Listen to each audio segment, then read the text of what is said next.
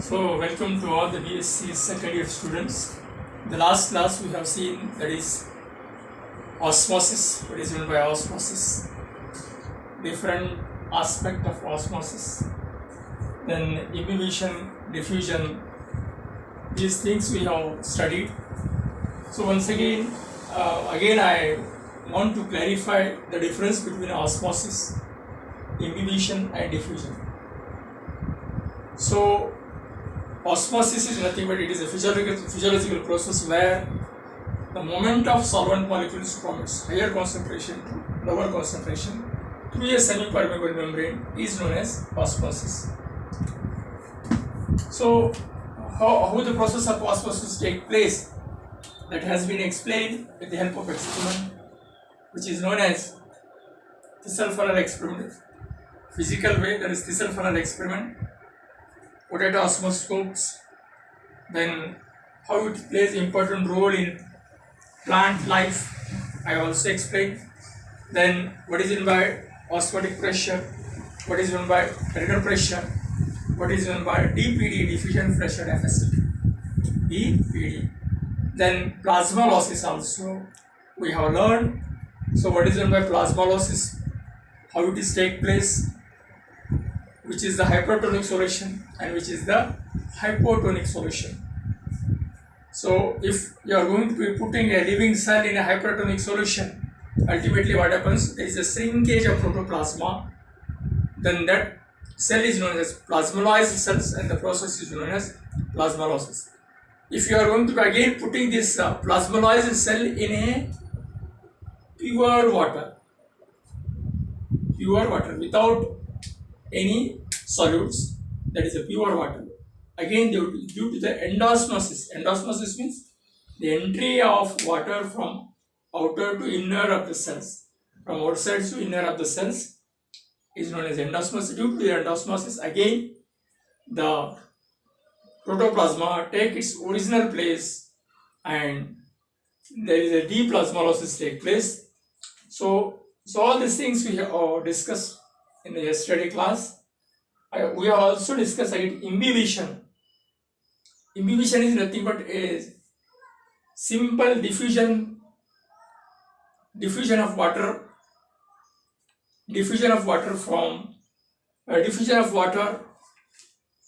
into the solid substance, that is colloidal substance. For example, if you are going to be putting dry seeds in a beaker containing water, ultimately they will swell.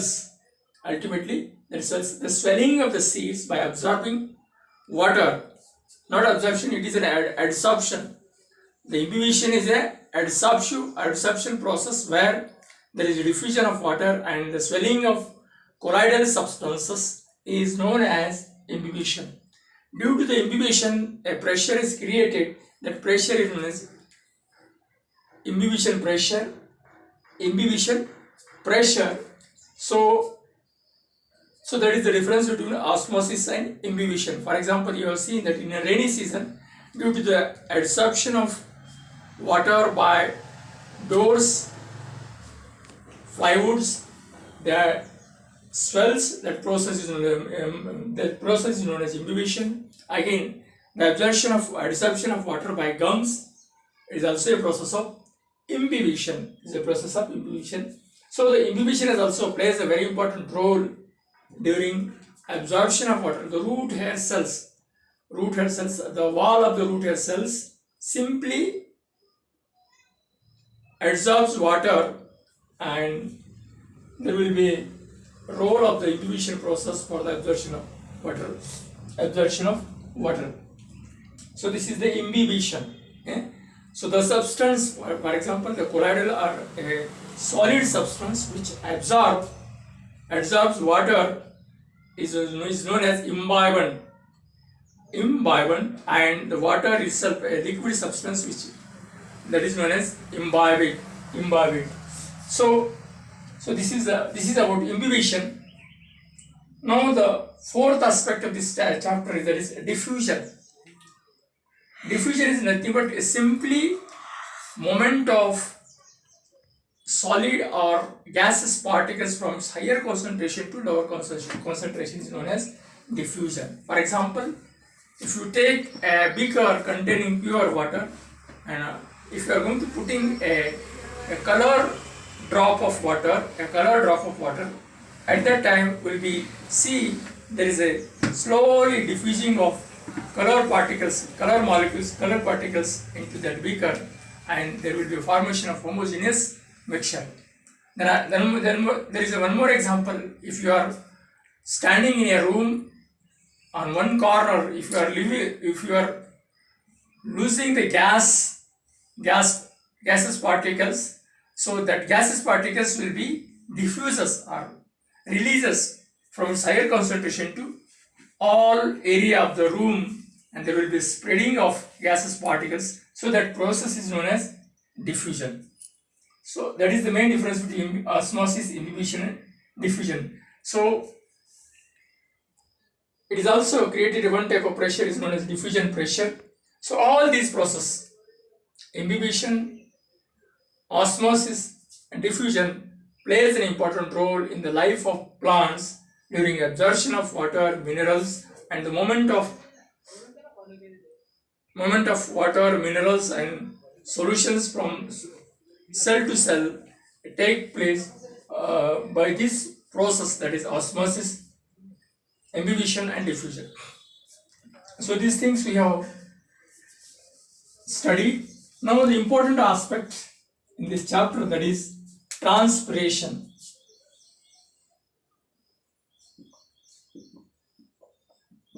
Transpiration. In this bits we have to be study. Here you have to be study first of all definition of transpiration, then kinds of transpiration, then mechanism of transpiration, and the significance of transpiration in plant life. So these things are important. So there will be a important aspect as per concerning the examination point of view. So you have to be concentrate on this transpiration. As we know, the plants have an ability to absorb a large quantity of water from the soil. But whatever the amount of water is absorbed by plant, in that only 10% is utilized, and the remaining 90% of extra water which is present in the plant body releases from its aerial parts in the form of water vapors. That process is known as transpiration. Again I want to clarify what is meant by transpiration. So transpiration is nothing but it is a physiological process where whatever the extra or excess amount of water is there in the plant body, that water releases from the aerial part of the plant body, or through the majority of the water is releases in the form of water vapors through the leaf surface. So overall definition, transpiration is nothing but a release of excess amount of water in the form of water vapors through a aerial part of the plant body is known as transpiration. So this is also can be explained with the help of experiment. Just you have to take a glass. On that glass you have to put a potted plants, and that whole potted plants, the pot of the containing soil is covered with a polythene bag, and you have to put a bell jar on an inverted position. So within 1 hour will be observed there is a droplets collected on upper surface of the bell jar. So this indicates that there is a process of transpiration take place in plants. So while in a dense forest will be feel very cool environment. It is due to the water droplets which is present in the atmosphere, which is released by the plants in the form of water vapors. So that is the important aspect. So now, after understanding the definition of transpiration, just you have to be understand what are the different kinds of transpiration. There are 3 kinds of transpiration. Number one is stomatal transpiration. Stomatal transpiration. Number two, cuticular transpiration. Cuticular transpiration. Number three, that is lenticular transpiration. Lenticular transpiration. So these are the three kinds of transpiration. These three ways the water is released in the form of water vapors.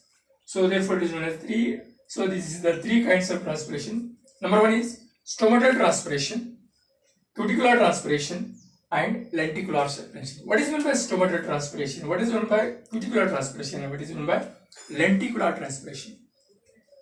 The stomatal transpiration is nothing but, as we know, in monocots, in monocot leaf, monocot plants, both the upper surface and the lower surface, the stomata are present. But in case of dicot, the stomata are always present on the lower surface of the leaf. So these small openings which are present on the upper and lower surface of the leaves are known as stomata. Near about 90% of the transpiration process take place through the stomata. If the transpiration takes place through the stomata, then it is known as stomatal transpiration. Stomatal transpiration. Then third type, that is cuticular transpiration. As we know,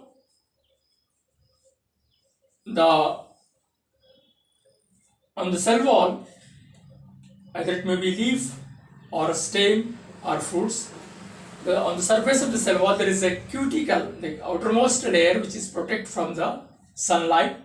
So that is known as cuticle. Through this cuticle, a certain amount of water is released in the form of water vapors. Then it is known as cuticular transpiration. If the transpiration is taking place through the cuticle, then it is known as cuticular transpiration. And now the third one is lenticular transpiration. So the lenticular transpiration means in a woody stem, just below the epidermis, there are certain loosely arranged cells. So these cells are known as lenticels.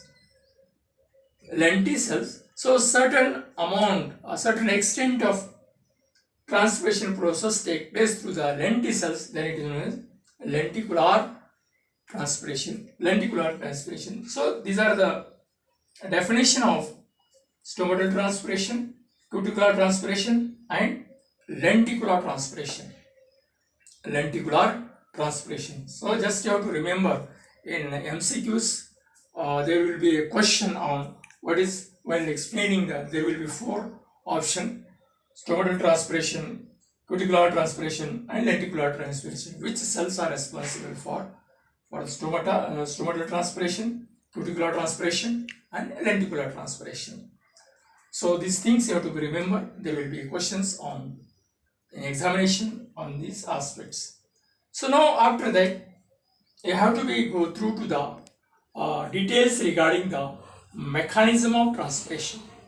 How the transpiration takes place in plants. Mechanism of transpiration. Before going to be mechanism of transpiration, first of all you have to understand the structure of stomata. What are the stomata? Structure of stomata. After studying the structure of stomata, then it will be easy to understand how the transpiration takes place. So while explaining the mechanism or different steps, what are the different steps of mechanism of transpiration, before going to all these things, first of all you have to understand. So the structure of stomata. Generally the stomata are made up of from a special type of cells. So there is a small opening. There are two bean-shaped or kidney-shaped cells, which is known as guard cells, and these guard cells are surrounded by a special another special type of cell is known as subsidiary cells. So the structurally, when studying the structure of the stomata, there are a special type of two bean-shaped or kidney-shaped cells which are surrounded by another special type of cell is known as subsidiary cells. Together is nothing but a stomata. So this is the structure of stomata. The two important structural part of the stomata, that is guard cells and subsidiary cells. So subsidiary cells and guard cells, they have their own structural features. So these guard cells are larger with a large amount of chlorophyll pigments, prominent nucleus, and there will be a cell wall and plasma membrane. And these guard cells are surrounded by another special type of small rounded cells is known as subsidiary cells. So the process of osmosis, imbibition and diffusion plays a very important role during the transpiration process. Generally we know during the daytime the stomata are open and during night period the stomata are closed. So how they close and how they open and which factors are responsible for opening and closing of stomata, on that mechanism you can explain. So this is the process where the transpiration process takes place, So details regarding the different steps of mechanism of transpiration I can explain tomorrow. So before going to attend this tomorrow's class on Monday, we will go through to the detailed some of the points of mechanism of transpiration. Then you will be easily understand what is the mechanism of transpiration. With this today I am going to stop here only, and okay, thank you. Bye now.